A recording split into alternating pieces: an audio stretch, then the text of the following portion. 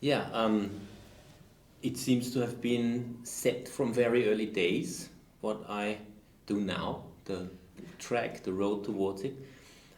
For once in my childhood, I was confronted with a very authoritarian education, as well as at home, as well as in school, and I rebelled against that very much. I despised authority.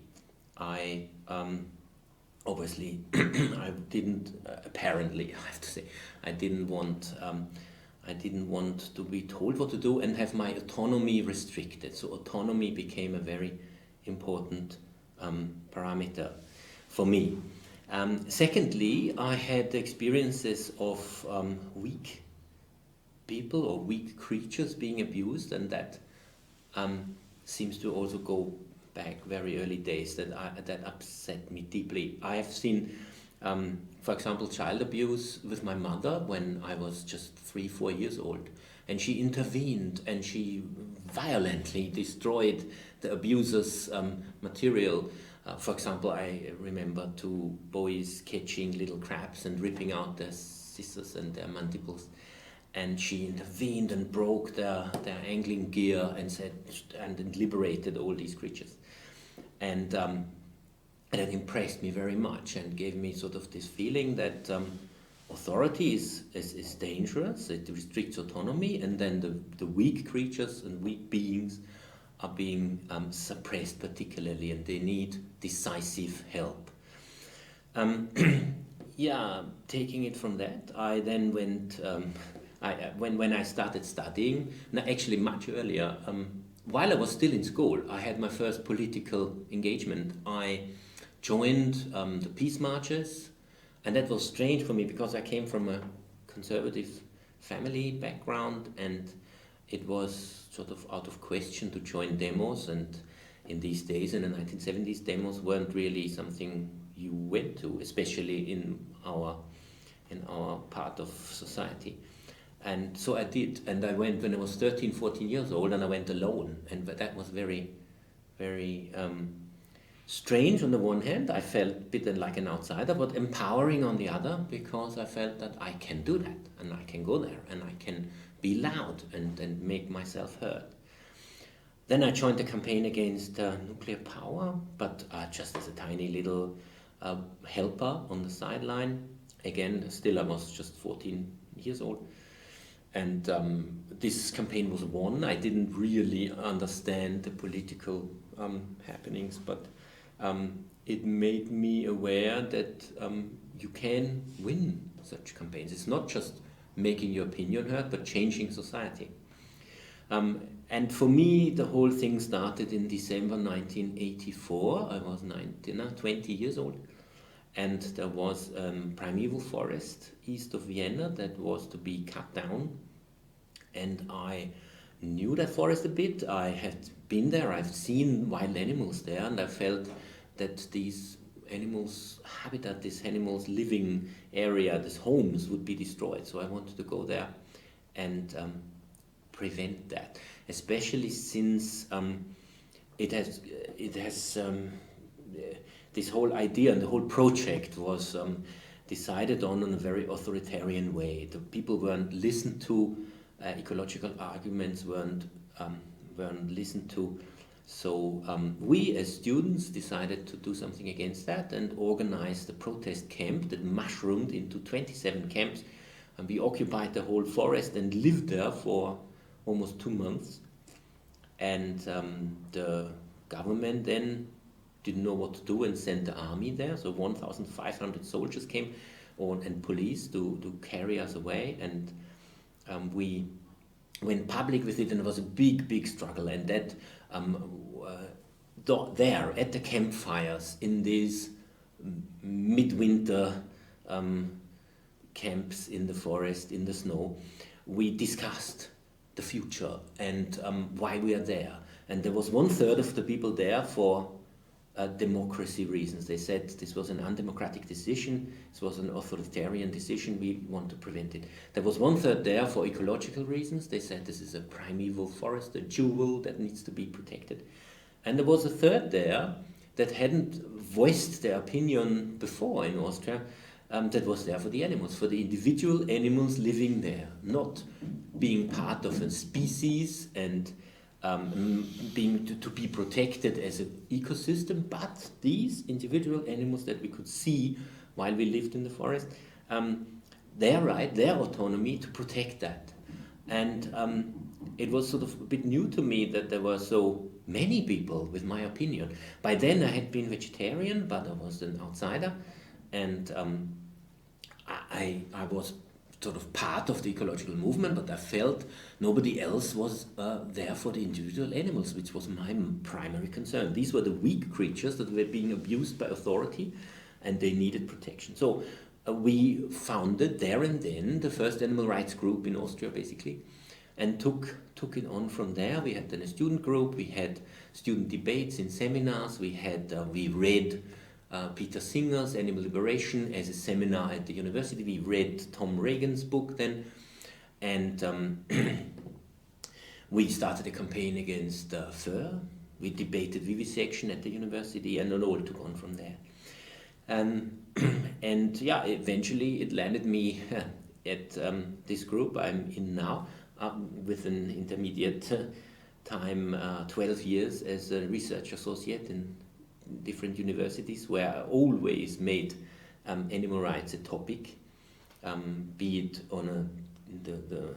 it just debating it, but also protesting and campaigning. And in 1997, I basically dropped out of the academic career and went into campaigning full time. Then we still had a very low self-confidence. We felt like bit weird in society. We were just a tiny minority, mid-90s, very low-level vegetarianism. Vegetarians were seen as being weird, so going around with sandals, eating only beans or something, or muesli, and being just not political and not serious, not to be taken serious especially. And we didn't have the self-assurance to confront that. We played with it. We dressed like carrots and jumped around in order to be portrayed, to come into the media and to spread our message, but accepting that especially the big animal industries were just laughing at us and not taking us seriously. It was not meant as a political movement. And then in the late 1990s, it started slowly shifting, because there was a crash in sales of fur. We felt there is an impact. There were more people coming in. And then we started saying in 1997, 1998, okay, now we start demanding things. We say, no, fur sales, this is not up to yourself to decide whether you want to abuse a fur animal in a fur farm. This must be banned. The majority is against it. It must stop. So we demanded a ban. We went to the politicians and said, okay, time of jokes is over. Now we demand things. Now we say, you must change. And if you don't, then we will make a fuss. And we will be political, and we will go and protest, and we will stand outside your office, and we will remind you of that every time you have a public speech. We will be standing there and say, and what about fur farms? What about the majority wanting a ban on fur farms? And that paid off. One after the other of the provinces banned fur farms, and in November 1998, after occupying an office of one of the high government officials, locking on there with a chain, being removed, and having lots of sort of all the trouble that come with it, with civil disobedience, we had the ban in November 1998. The last fur farm closed and in Austria, and we were the first country in the world that achieved something like that. And that obviously gave us confidence. We said, yes, we can do it. There is a lot of people who feel like us, and we can create political pressure. This was a combination of sort of academic approach, which is thoughtful and with reference to scientific facts, and being able to present it, combined with street pressure. People running on the streets and being radical and protesting. And this combination, I think, was the key to this success. Because either you have people who are doing all this writing, and it's very easy as a politician to just take these writings and throw it in the rubbish bin. There's no force behind it. There is a good smart argument, but no force behind it. And there is the people on the street with force. But you can say they're radical lunatics, they can't argue, they haven't got scientific facts. But if you combine it, then there is a pressure that they must be reckoned with. And they can't wish it away, and they can't radicalize you, sort of criminalize you, even if they try, as they did in our case. But they have to listen up. Politicians are generally interested in being re-elected in a democracy. So what they want is a calm society where everybody's happy and smiling. So if you make funny gimmicks with carrot costume, then everybody's laughing and nothing changes. Why should the politicians change? They say everybody's laughing anyway. So, but if you step on their toes, if you scream around, and if there's constant fuss, then at some stage they listen up and say, okay, I want to be re-elected, I want to solve that fuss. And then basically the conflict comes up like, is it for him more trouble, or for her, this politician, to ban fur farms and get trouble with the fur farmers, or to not ban fur farms and have trouble with us? And our job is to create more trouble than the political opponent does. And we can only do that if we have a majority behind us that is sort of motivated for animal fates and animal helping in the protection of animals. Anyway, with this fur farm ban, the next step was a ban on wild animal circuses. The next was a very concerted effort to ban caging of hens. It was planned in a half-hearted way at the EU level, but we wanted a decisive, complete ban, and much, much earlier. So these enriched cages is no deal with us. We want a ban on cages, full stop. And we had a very, very hard-hitting campaign. 3 elections, we fussed around. We actually intervened in these elections. We said, if you vote for this party, then they won't ban these battery farms. And we had a lot of trouble. I have a scar here from a politician, one of the high-ranking politicians in Carinthia, who at the last day before the election had his election rally, and I had an anti-election rally, which was registered with the authorities, so there was no legal trouble. But he was angered by my presence and by saying, if you vote for this guy, you vote for animal abuse. And he went down his stage, he came to me, went up my stage, and in front of everybody, he punched me in the face. And I didn't fight back. I wrote a press release. The next day, we had news coverage saying high-ranking politician hits animal activists in the face, and they lost in Carinthia 50% of the votes. Then came the Salzburgian election, which had a similar result where they lost their seat, and then came the presidential election, and then they had enough, and then battery farming for hens was banned. Our next step was then banning the songbird trapping, and then came the ban on the ape experiment. And then came a ban on caging rabbits. And then the government had enough, and they sent the boys around. They organized a police unit that they structured, took the officers from the murder unit and set it on me and us around me, us here to lock us up, to find anything criminal.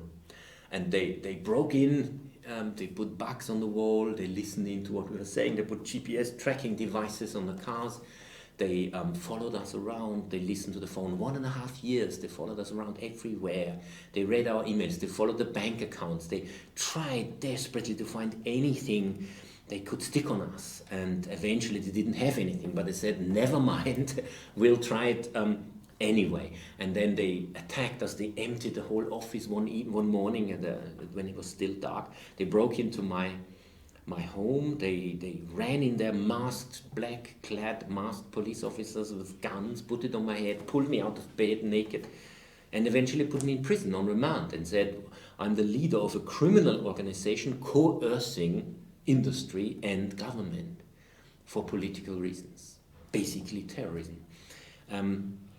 It was so strange for us all. We never had expected that. I had 20 years of experience of political activism in Austria, and I was too naive to think that they would go to that length. But it says two things. On the one hand, it says we had achieved something. We had stepped on toes.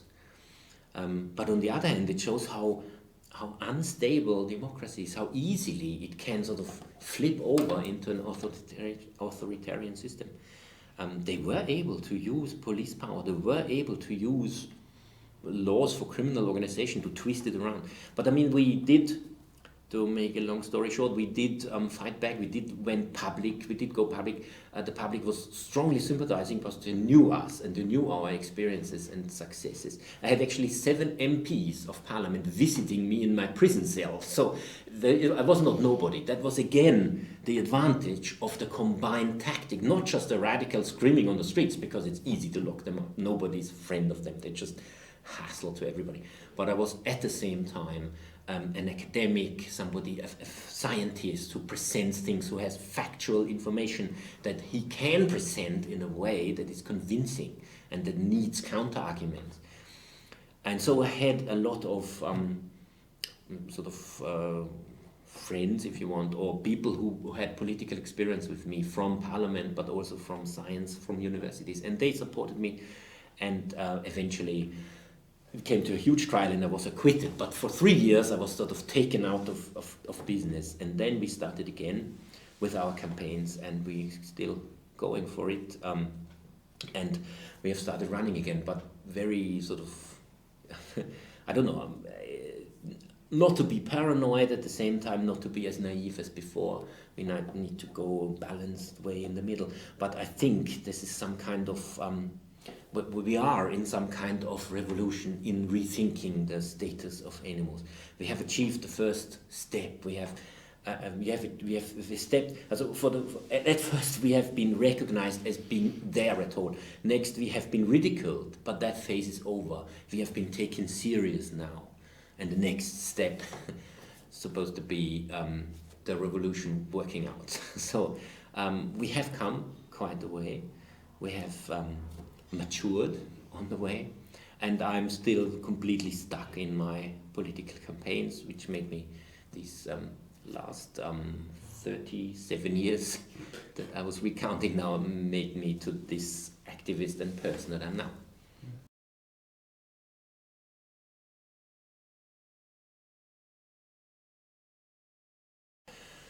Yeah, the first issue that I was sort of deciding, a part of the decision team, was the protection of this primeval forest in 1984, and but that was again that was sort of pushed on us by the authorities wanting to destroy something. So it was a protective kind of action, and the next issues were vivisection, which led to a new vivisection law in 1988, and it was fur.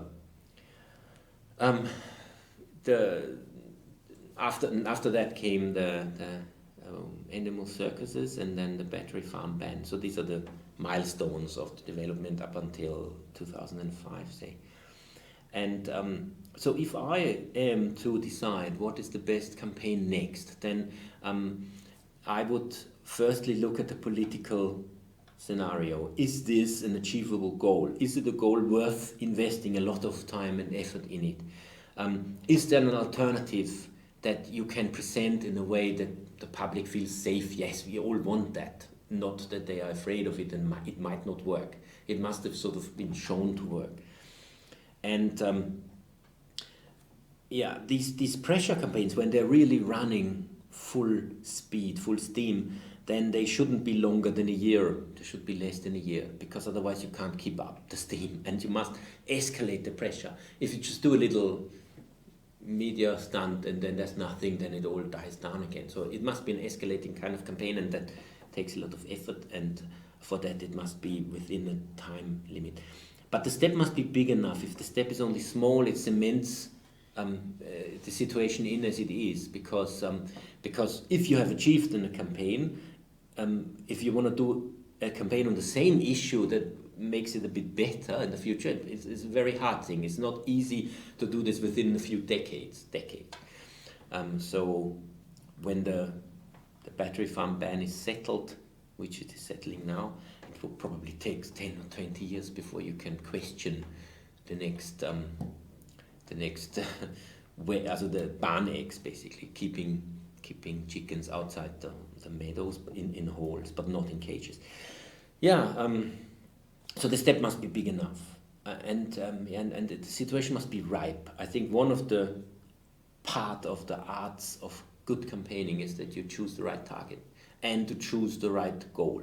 The goal must be achievable but big enough, so there must be a balance. And yeah, and politics is dirty. I can only repeat that. Politics is the art of compromise. There you can't be sort of ideologically pure and clean and achieve something, because that just doesn't work. And so this compromise must be something you are able to live with. And so the choice is very pragmatic and tactically, and less the things that shock me most. Yeah.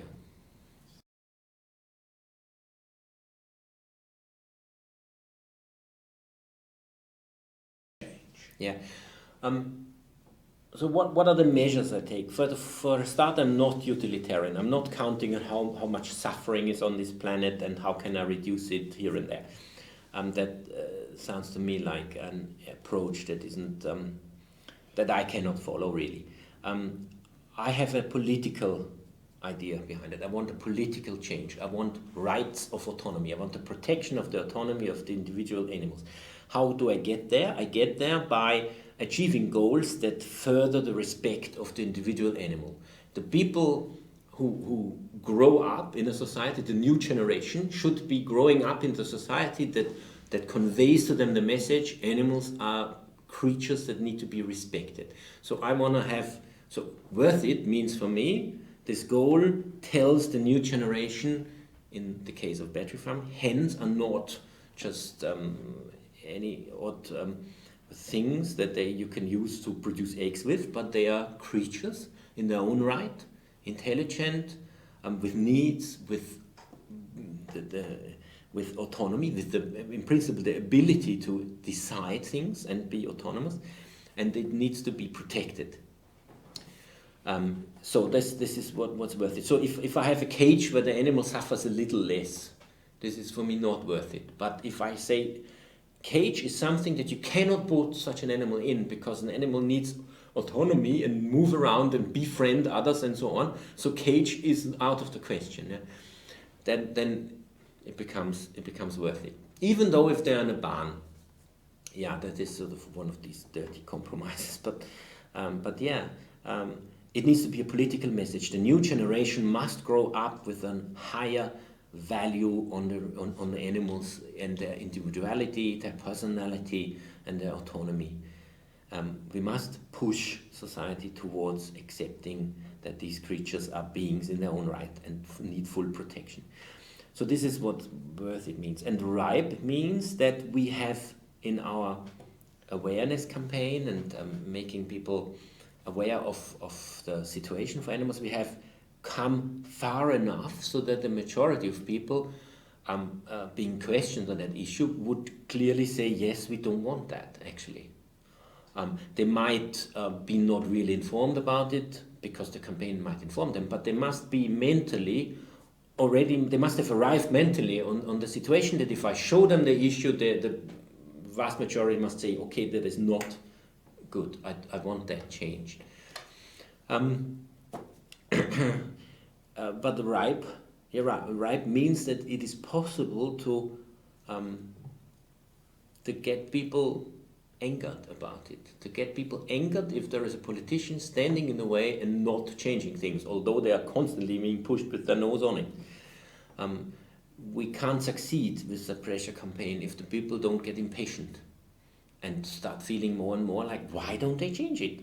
It is obvious there is a solution, and it has been demanded. This is something that's happening that is wrong. So change it. Why doesn't he do it, or she?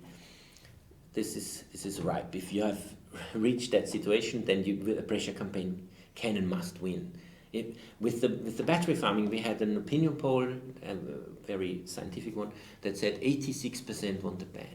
And I say, if there is a democracy, then 86% must rule. They must be able to vote over the 14% and change society. And with this sort of self-assurance, I can do a very strong campaign, and I can sit on the street or in this office of this politician and say, I'm not going away until this happens, because there is a huge majority who wants it, and we are in a democracy, so it must happen.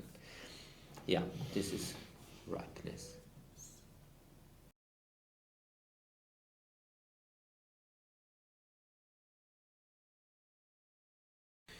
I mean, the honest question is, I don't know.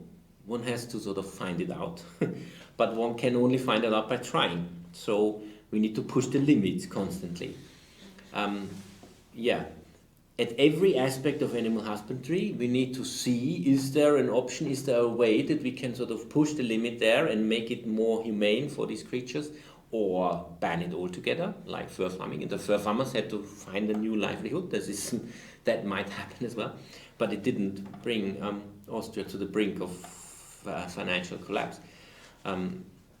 So all the options must be considered, and there must be some sort of safe route that is possible. Yeah, these aspects obviously hinder a complete sort of revolution, where you say from now on no animal production at all. Yeah, that, especially if you just said it from top down, that never would work. It must develop slowly, and it must develop from bottom up, and we must develop new methods that are more humane, that might be more expensive, but that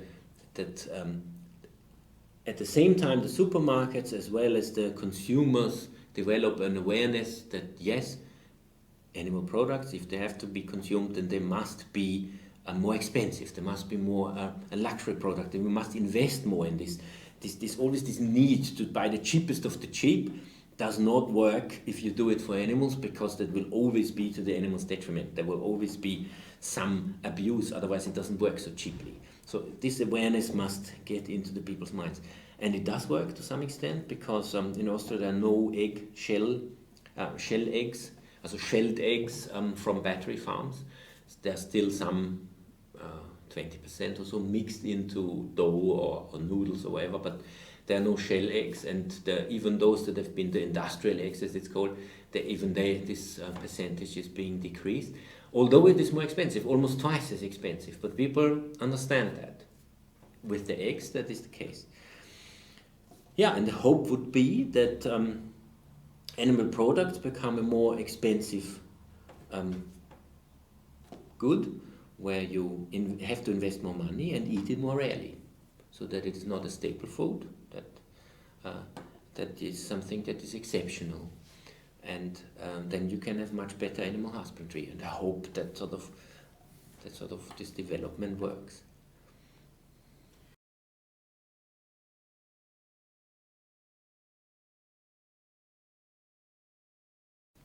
For the animal issue, the EU has positive and negative aspects.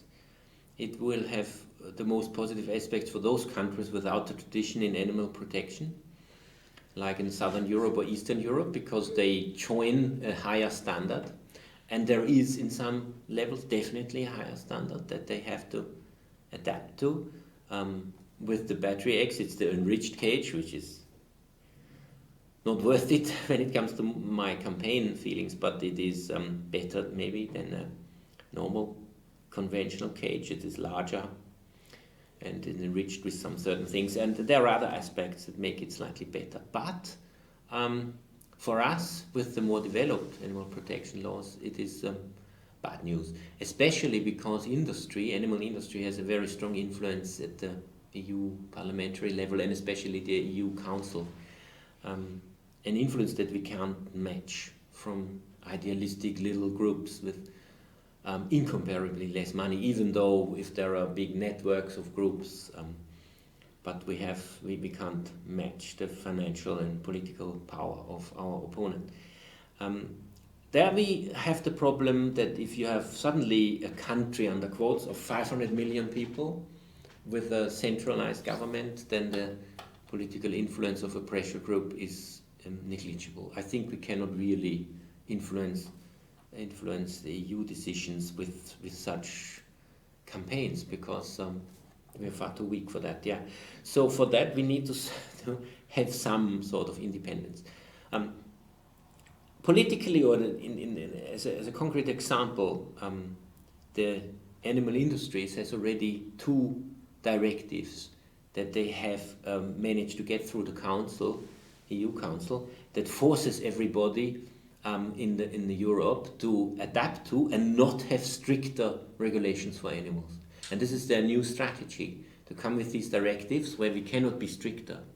That is vivisection, and that is the slaughter directive. With all the others, so far, you could just be more strict. Also, for example, with broiler hens, it is, say, 42 kilos per square meter. We have in Austria 30 kilos per square meter of hens, 30 kilo hen per square meter. And Europe allows 42, so we can be stricter in the national law. We cannot prevent the cheaper hens coming in, but we can, and we do that, and it does work. Spread the awareness amongst people that they should buy the Austrian one, because the Austrian one is a higher animal protection level. And the supermarkets especially join in on that, and they tell me, and I keep meeting them, that Austria is one of the countries where it is very important for the consumers that they buy Austrian products, much more important than in other countries. I've heard, for example, in Holland or Netherlands, that they don't care at all, seemingly, where it comes from. So there's no tradition of buying Dutch products. But in Austria, it's very strong. They want to have Austrian products. So if you go in a supermarket, there's A for Austrian made, at least 50%, and A plus A for everything's made in Austria. And so this is important information for them. And so if all the hen meat is produced in Austria with a certain level that is higher than EU level, then you can get people to buy that, even if it's more expensive. Speaking with supermarkets, that does work, but it is always a struggle, because sometimes it doesn't. There are these low, cheap meat weeks where you have, so this week this meat is cheap, and they always get them from abroad, and they sell quite a large percentage of meat with this exception. This is exceptionally cheap at the moment. And they keep telling me that this is what they need to do, because otherwise the competition does it and so on. Yeah, so there's always a struggle. But with the eggs, it worked. For us, this is the prime example. It did work. All supermarkets stick to this, and the noodle producers stick to it, and the cake producers stick to it, and even many restaurants stick to it. And so that is an example where it did work. Although the borders are open, cheap eggs can come in, they don't.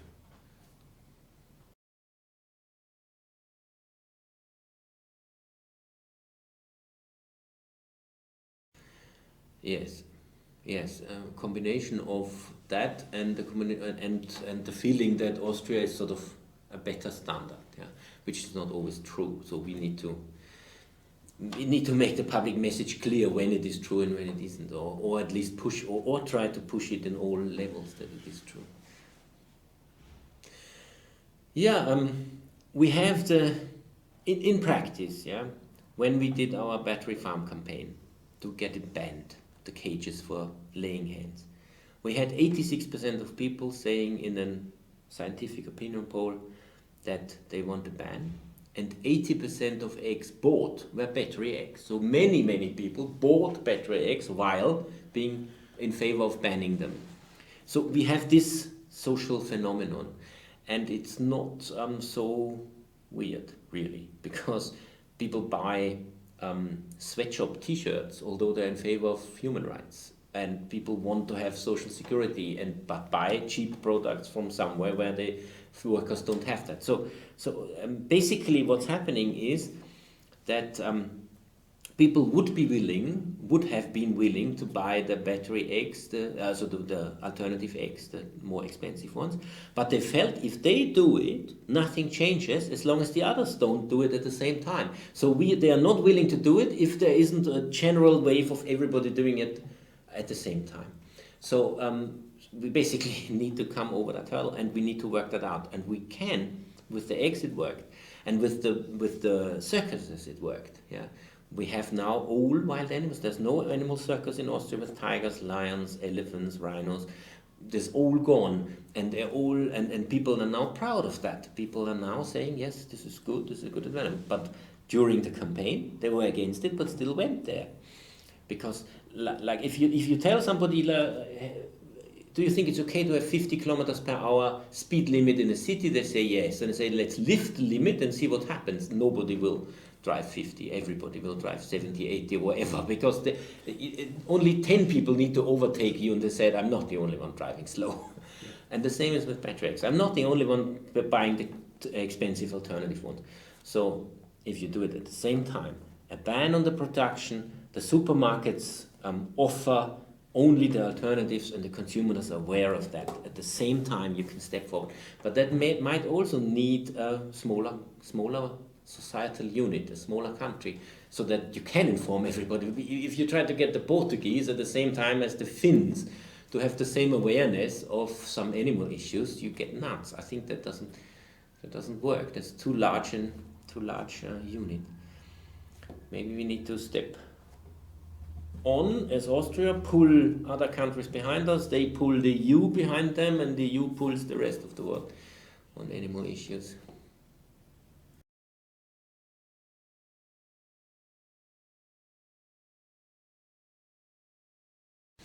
Yeah, I mean, that is a very big problem. We had some experience of that kind. For a start, we had an animal transport law in Austria that was uplifted by the EU administration. It was a pretty good law. When it comes to animal transports, it was a 6-hour maximum travel, but full stop. Also from the beginning to the end, 6 hours, and no minute longer. Today we have in the EU regulations that allow travel forever, only with breaks, but there's no limit at all. Not speaking about a 6-hour limit. We had recently our 8-hour limit campaign in the EU with more than 1 million signatures, but the central administration didn't heed to that. So that was lost, but that was already in the 90s. And then we had the circus ban that we achieved in 2002 and took effect 2005. That was brought to the EU level on a number of occasions. The EU commissioner sort of started procedures against Austria for saying that free trade means German circus with elephants must be able to go to Austria and have their shows. They can't be stopped at the border. We tried for the first time a EU-wide campaign. We had it translated in 27 languages, I think, our petition.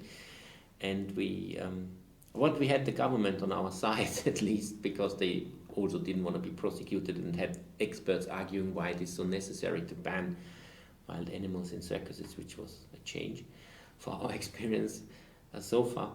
And we won it. Eventually the EU commissioner backed down and said, okay, let's leave it as is. Then it was brought to the Austrian Constitutional Court by German circus. Again, we won. And now they claim I haven't seen it, but it might go to a European court as seemingly a human right to be able to to show elephants in a circus. But so far we have sort of managed to win on that level. But as I said, it is there's a danger, a very big danger for the future with these new directives that don't allow it to be stricter, so that they can just undo our laws, and where political campaigning in Austria alone will eventually be useless, because there might be a central administration changing things. I don't know how to deal with this. My life's been too short to experience that, and maybe I won't, because when it comes to that level, I might be already gone from here. But I don't know, so how to react to that.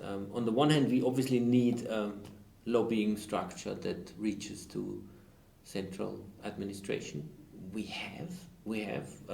There is a network, for example, of farmed animal protection societies in the EU, which finance together a person that is solely in Brussels or Strasbourg, permanently trying to talk with people. But we won't be able to match the influence of industry. Can we organize EU-wide street campaigns, pressure campaigns? I doubt it. My experience is that there are so many different traditions and languages that, I mean, we here around us in Austria, there are 8 different countries so close by that I've just drive in one direction long enough for half an hour or an hour and I'm already crossing the border, and then all different languages. Just Saturday I was on a street fair in Bratislava, which is not even 80 kilometers from here, and a completely different language. And I gave a talk there, but I had to have a translator with me, so I can't distribute one leaflet there. We can't inform the public there at all. I'm just depending on the people there doing it. So with this, on the one hand, we have this complete mix of languages in the EU, and on the other hand, the central administration where the big multinational companies have such a strong influence. That's bad news. We need to sort of democratize the EU, or give the parliament more power, because parliament, my general feeling is that the EU parliament is approachable. I have been there, I have spoken to, especially the Austrian MEPs.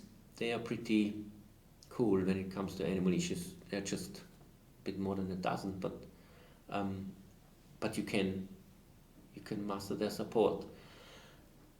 And my feeling is that you can do that with many other MEPs in other countries as well. It's just that the vote of the EU Parliament doesn't seem to count as much as it should.